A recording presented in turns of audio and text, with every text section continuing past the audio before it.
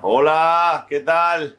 A la unidad de enfermedades infecciosas y a todo el mundo que os encontráis celebrando el Día Mundial de la Lucha contra el SIDA, os hago llegar mi solidaridad y mi apoyo a todas las iniciativas que intentan la normalización social y las mejoras a los portadores del VIH. Un saludo a todos y ánimo en nuestra lucha. Y a los chavales que estáis en el instituto, poneros el condón, ¿eh?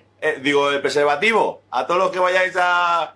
Bueno, ya sabéis. Venga, un saludo. Hasta luego.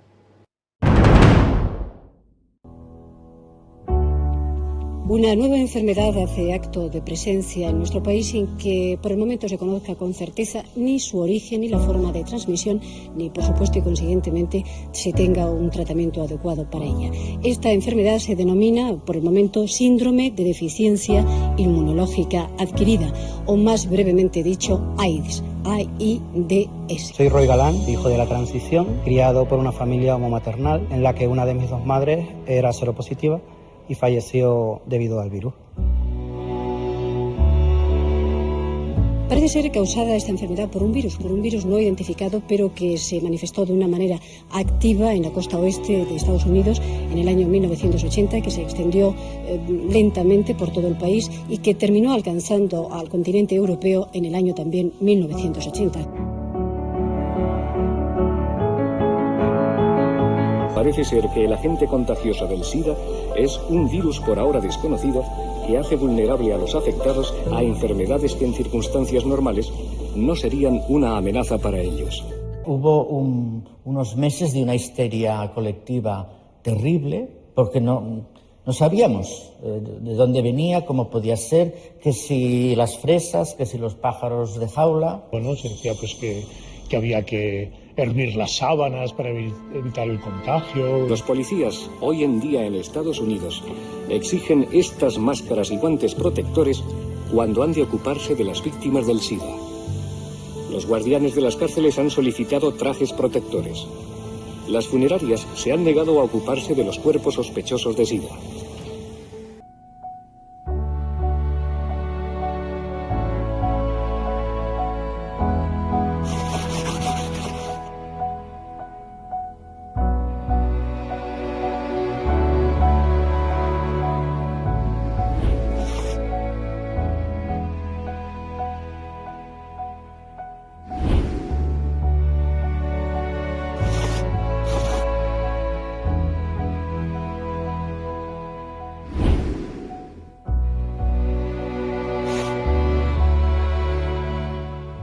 En el 83 es cuando se conoce que es un virus, pero no había un tratamiento ni una posibilidad de hacer nada en concreto más allá de ayudar a la calidad de vida, porque cantidad no les podíamos dar.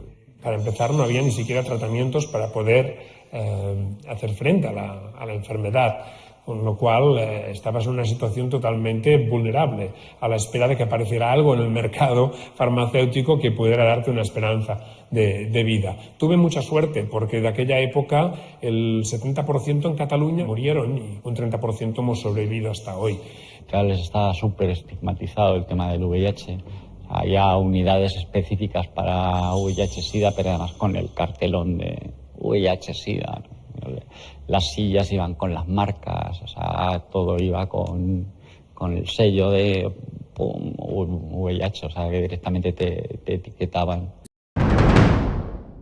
Hasta el año 85 no se comercializó una prueba diagnóstica para saber qué personas tenían el VIH. Y hasta el año 87 no se comercializó el primer fármaco antirretroviral. De modo que desde el año 81, 82, 83, hasta el año 87 no había nada que ofrecer.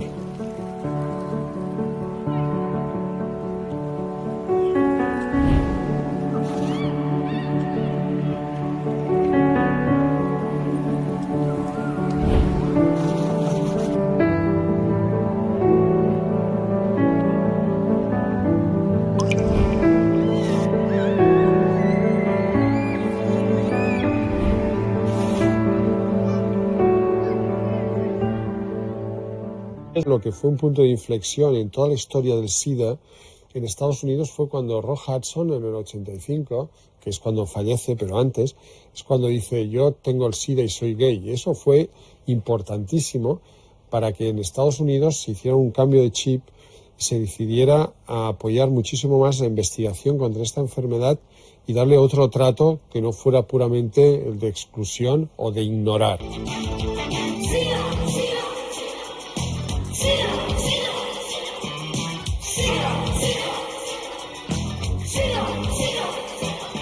La parte más trágica y terrible fue a principios de los 90, con dar un dato, con decir que en el año 94 morían de promedio entre 3 y 5.000 personas, todos a causa del SIDA, pues nos podemos hacer una idea de la situación.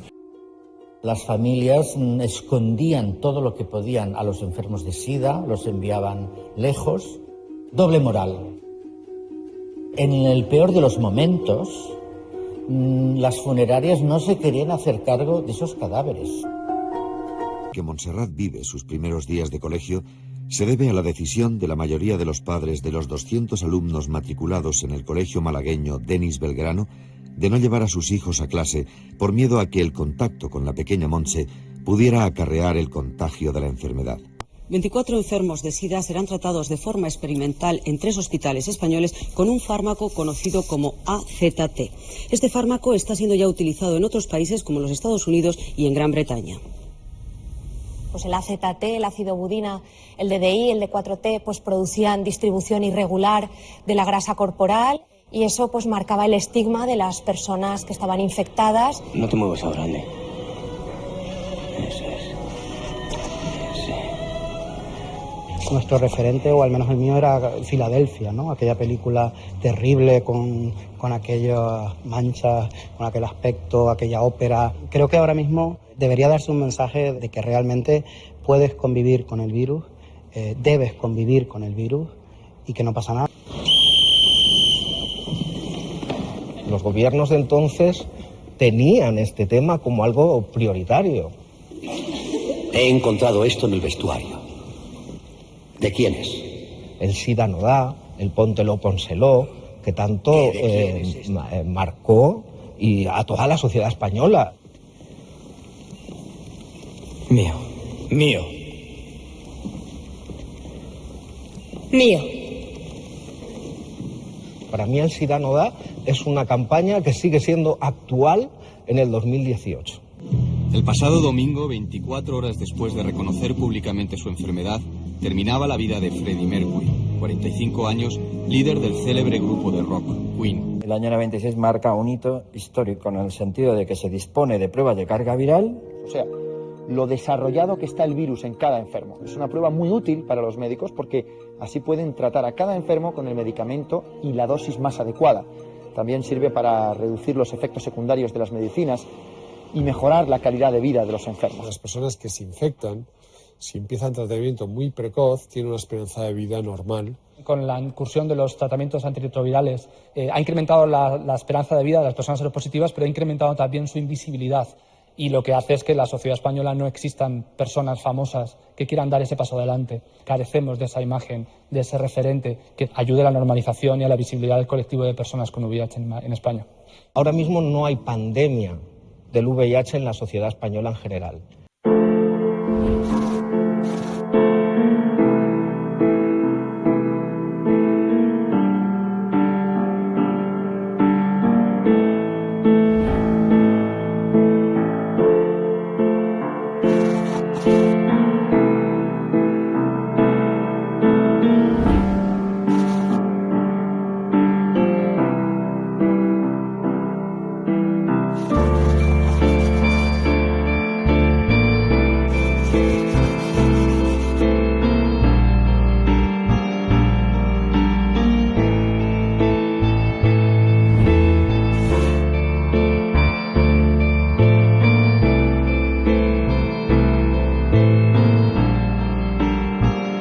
Sería necesario es dar una formación muy concreta y específica a los adolescentes sobre enfermedades de transmisión sexual y sobre sexo.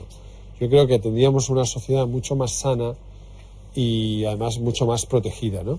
Hemos visto en los últimos años un incremento en el consumo de drogas psicodislépticas, sustancias recreativas para tener sexo desprotegido, sexo duradero durante más días y placentero. Y eso incrementa la posibilidad de transmisión de cualquier infección de transmisión sexual y también del virus de la hepatitis C, porque hay algunas drogas como la mefedrona o la tina, la metanfetamina, que incluso se están pinchando, lo que llamamos el slam sex. Y eso también hay que, llama la atención la falta de campañas de prevención en este sentido, porque son pacientes ya VIH positivos que están adquiriendo otras infecciones de transmisión sexual y el tema del consumo de tóxicos es un tema bastante preocupante, que muchas veces produce un deterioro físico y emocional en el paciente. El futuro, no lo sé, no sé si está cerca o lejos, si hay una cura, si no hay una cura. Creo que sea algo positivo, porque a todo hay que buscarle algo positivo, es que hemos podido ejercitar la empatía, es decir, ponernos en el lugar del otro. Marzo de 2019. En España todo el mundo habla de lazos. Están en las noticias, en la calle, en las agendas políticas y en cualquier conversación de bar. Sin embargo, hay un lazo del que hemos dejado de hablar, el rojo. Nos hemos olvidado del primer lazo, y peor, de la causa por la que se creó. Y eso ha generado un repunte de los infectados por VIH, sobre todo entre los más jóvenes. En medio de este contexto, y para llamar la atención de todo el país, decidimos sacar los lazos rojos de nuevo a la calle. Esta campaña es muy importante para remarcar uno de los problemas que España tiene en la lucha contra el VIH, que es el diagnóstico tardío. 1 de cada 5 de cada 6 personas que tienen infección por el VIH la tienen y no lo saben. My name is Timothy Brown and I don't forget either. That's why I want politicians, the young people, the media and everyone to remember. Now more than ever we can't forget about all that we have achieved. And how do I know this? Because I am the proof of it.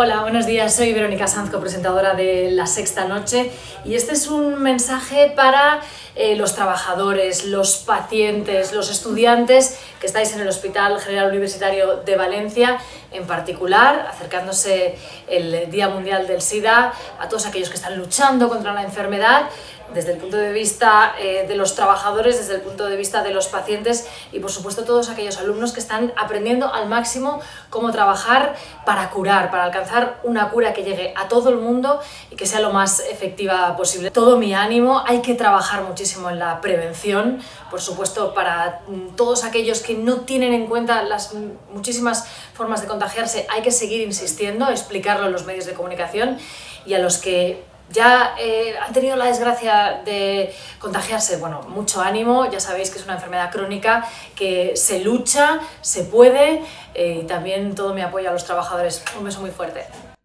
La única vacuna que nos protege contra el SIDA es la prevención. ¿Sabes tu estado civil? ¿Sabes hacer un bizcocho? ¿Sabes que Plutón no es un planeta? ¿Sabes que el plástico va al amarillo? ¿Sabes qué es el punto G? ¿Sabes si tienes VIH? Yo lo sé. ¿Y tú? Hola, soy Raúl Antón, un cómico de Valencia, y hoy, día 1 de diciembre, Día Mundial contra el SIDA, quiero mandar un mensaje de ánimo y un abrazo muy grande a todo el personal sanitario que trabajáis y tratáis con enfermedades infecciosas. A su vez, yo creo que no hace falta animaros a encontrar una cura contra el SIDA, porque doy por hecho que estáis con todo el empeño en ello y durante muchísimos años. Asimismo, recalcar la importancia que tiene, porque parece que nos hayamos olvidado, ¿no?, que ya ha pasado esa alarma social del SIDA de los años 90 y parece que ahora ya no haya SIDA y todo lo contrario. Esto sigue siendo una lotería y no crees que te va a tocar, pero cuando te toca ya es demasiado tarde. Así que, sobre todo la gente joven que lo está viendo, que bueno, que trabajemos en la prevención, que es la única arma que tenemos contra esta enfermedad.